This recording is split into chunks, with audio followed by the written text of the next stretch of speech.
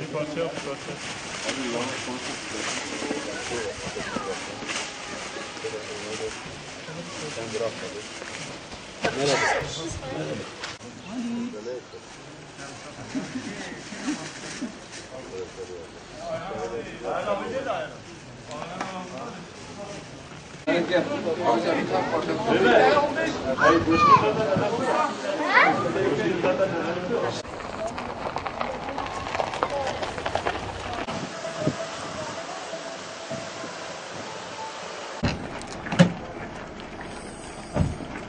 Bir tane mi?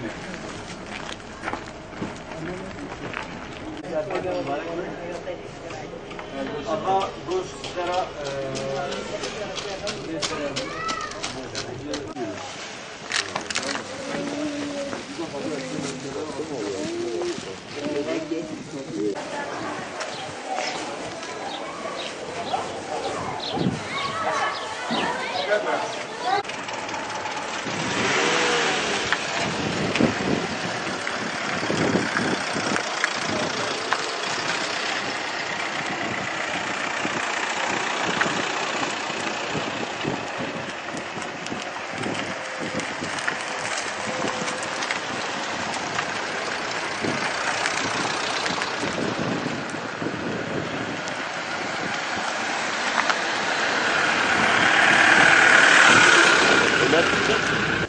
Öncelikle bütün İslam aleminin, Müslümanların Kurban Bayramı'nı tebrik ediyoruz.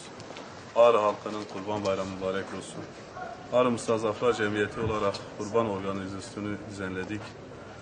Avrupa Eğitim Der ve İHÜ Ebrar'ın bizleri aracı ederek ortak bir çalışma yaparak bütün fakirlerimize, muhtaç olan ailelerimize, yolumuzu bekleyen insanlara kurban eti 2'şer kilo olmak kaydıyla 450 ailemize elhamdülillah ilettik.